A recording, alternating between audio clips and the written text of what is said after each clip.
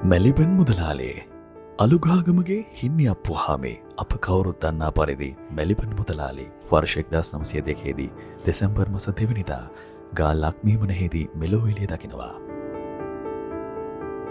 කුඩා කල සිට මුහුණදුන් කටුක අනර්ථ ගැටලු හේතුවෙන් ඔහු ඉතාම පීඩිතව ජීවත්ව අතර වැඩි සාමාජකින් පිරිසක් සිටින ඔහුගේ පවුලේ ඔහුටද මෙම අධික ආර්ථික බර දැනෙන්නට විය. අවාසනාවන්ත ලෙස අධ්‍යාපනය නතර කිරීමට සිදු ඔහු මීළඟට මෙම ආර්ථික අපහසුතාවෙන් මිදීමට හේතු සොයන්නට විය. ඔහු වයස අවුරුදු 12 තම පියාගෙන් ලද ශත 75ක මුදලත් රැගෙන කොළඹ බලා එන්නට තීරණය කරන ලදී. තම පියාගේ සහෝදරයාගේ බේගිරිට පැමිණි ඔහු ඉතාම වෙහෙස මහන්සි වී වැඩ කරනවා. පසුව කුඩා කාලය සමග ලබාගත් අත්දැකීම්ද සමග වර්ෂ 1935 දී කොළඹ මැලිබන් වීදියෙන් කුඩා කඩ කාමරයක් කුලියටගෙන තේ කඩයක් ඔහු මුලින්ම ආරම්භ කරනවා. කාලය සමග දක්ෂ ව්‍යාපාරික ඥානයක් හා පිළිවෙලකට වැඩ කිරීමට හැකි ඔහු බොරැල්ල කොටහෙන යන ප්‍රදේශයන්හි තවත් හෝටල් දෙකක් ආරම්භ කරනවා. ඒ.ජී. වික්‍රමපාල හා ඒ.ජී. ජිනදාස යන තම සහෝදරයන් දෙපළට එම මුල් හෝටල්වල භාරකාරිත්වය ලබා දුන් ඔහු වර්ෂ 1921 දී දිනෙන් දින දියුණු තම පළමු ආරම්භක හෝටලය මැලිබන් හෝටලය ලෙස නම තබනවා.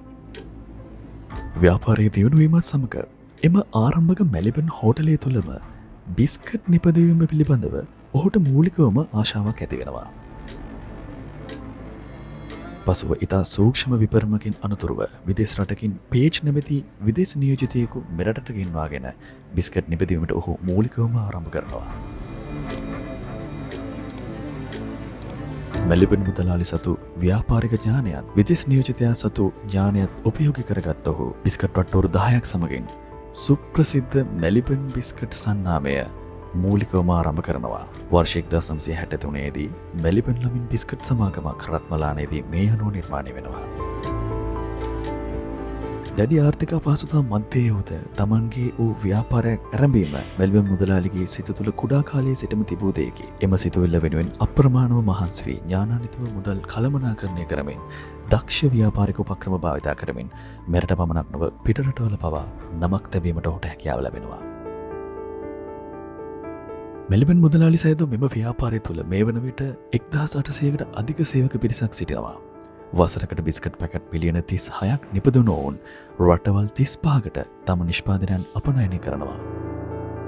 ඔබටත් උත්සාහයෙන් සහ ඥානාන්විත ක්‍රියාවන් තුළින් මැලිබන් මුදලාලි වැනි ජ්‍යෙෂ්ඨ සහ දක්ෂ ව්‍යාපාරිකයෙකු විය හැකියි. මේ වගේ එදිනදා ජීවිතයට වැදගත් වන තොරතුරු රාශියක් ඔබ ළඟටම ගෙන්වා ගැනීමට සම්පත් TV අපිව සබ්ස්ක්‍රයිබ් කරන් යන්නත් අමතක කරන්න එපා.